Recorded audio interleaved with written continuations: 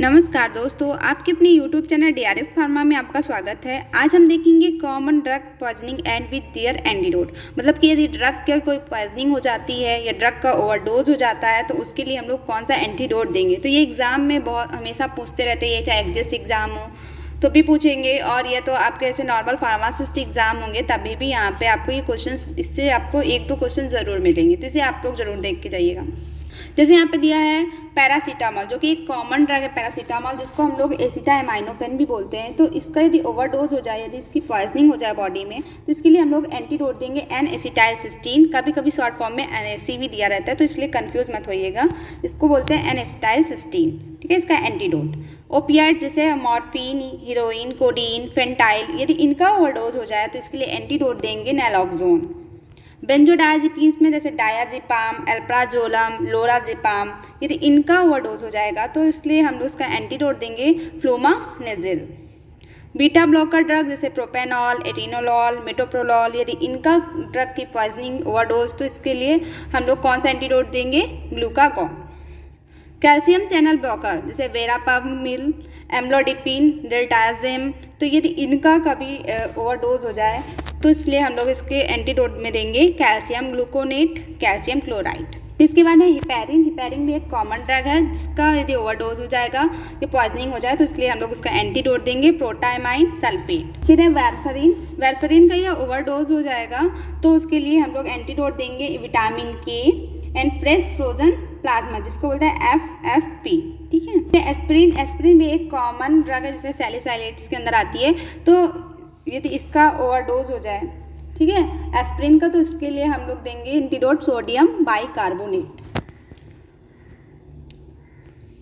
Iron है। Iron में ferrous sulphate, या आयरन का ओवरडोज हो जाए या आयरन की कोई पॉइजनिंग हो जाए तो हम लोग उसके बदले में एंटीडोट क्या देंगे, डीफेरॉक्सामाइन। इसके बाद है ऑर्गेनोफॉस्फेट, जिसको ऑर्गेनोफॉस्फेट की पॉइजनिंग हो जाए जिसके अंदर आता है इंसेक्टिसाइड, पेस्टिसाइड्स, नर्व एजेंट, तो यदि ऑर्गेनोफॉस्फेट की पॉइजनिंग हो जाए तो उसके लिए हम लोग एंटीडोट देंगे एट्रोपिन और या प्रेलिडॉक्सिन। ठीक है।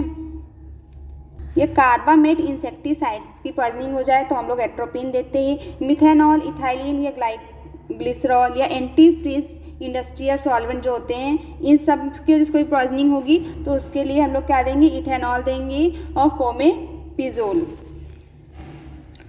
कार्बन मोनोऑक्साइड CO, ठीक है, कार्बन मोनोऑक्साइड की पॉइजनिंग हो जाए, ठीक है, ये कोई स्मोक वगैरह है, कार्बन मोनोऑक्साइड को उसको इनहेल कर लिया तो इसको जैसे कोई पॉइजनिंग हो जाए तो इसके लिए हम लोग क्या देंगे, इसका एंटीडोट क्या है, इसका एंटीडोट है 100% ऑक्सीजन, उसे ऑक्सीजन ही देंगे, हाइपरबैरिक ऑक्सीजन ये भी देंगे। ठीक है। ये साइनाइड की पॉइजनिंग हो जाए, ठीक है, तो ये साइनाइड की पॉइजनिंग हो जाएगी तो हम लोग उसको कौन सा एंटीडोट देंगे, हाइड्रोक्सोकोबालामिन सोडियम थायोसल्फेट। जैसे digitalis, sir digoxin, foxglove poisoning, ठीक है, तो यदि इसकी पॉइजनिंग हो जाती है तो इसके लिए हम लोग एंटीडोट देंगे डिगॉक्सिन स्पेसिफिक एंटीबॉडीज, जिसको हम लोग डिगीबाइंड भी कहते हैं। कि एंटीकोलिनर्जिक एजेंट की कोई पॉइजनिंग हो जाए, ओवरडोज हो जाए तो इसके लिए हम देंगे साइक्लोस्टिगमाइन एंटीडोट देंगे। फिर नेक्स्ट ड्रग है आइसोनियाजिड। ठीक है, आइसोनियाजिड एक TB की मेडिसिन है। ठीक है, तो आइसोनियाजिड का या ओवरडोज हो जाए तो इसके लिए एंटीडोट क्या देंगे, पायरोडॉक्सिन, विटामिन B6। ठीक है, आइसोनियाजिड TB की फर्स्ट लाइन ड्रग है या सेकंड लाइन ड्रग है, तो ये आप कमेंट करके बताइएगा कि आइसोनियाजिड TB के अंदर फर्स्ट लाइन ड्रग के अंदर आती है कि सेकंड लाइन ड्रग के अंदर आती है। ठीक है, तो इसका एंटीडोट देंगे विटामिन B6, जिसको हम लोग पायरोडॉक्सिन कहते हैं। या लेड की पॉइजनिंग हो जाए तो हम लोग क्या देंगे, EDTA, डाइमरकैप्रोल या फिर सक्सीमर, तो ये इसका एंटीडोट है लेड की पॉइजनिंग का, तो इसे आप लोग थोड़ा ध्यान रखिएगा। आर्सेनिक, मरकरी, गोल्ड पॉइजनिंग, ठीक है, आर्सेनिक की, मरकरी की या गोल्ड की कोई भी पॉइजनिंग हो रही है तो उसके लिए हम लोग क्या देंगे एंटीडोट, डाइमरकैप्रोल या सक्सीमर इसमें भी देंगे। नेक्स्ट है कॉपर। ठीक है, कॉपर के अंदर जैसे Wilson's disease, copper sulphate poisoning, ठीक है, कॉपर सल्फेट पॉइजनिंग हो जाए या विल्सन डिसीज़, तो विल्सन डिसीज़ ये होती है कि इसमें जो एक इनहेरिटेंट डिसऑर्डर है और इसमें जो कॉपर होता है ना वो इकट्ठा होने लगता है बॉडी के ऑर्गन्स में। ठीक है, तो इस डिसीज़ में यही होता है, तो इसका मतलब ये कि कॉपर का यदि ओवरडोज हो जा रहा है या कॉपर की पॉइजनिंग हो जा रही है तो यहाँ पे हम क्या एंटीडोट देंगे, पेनिसिलामिन।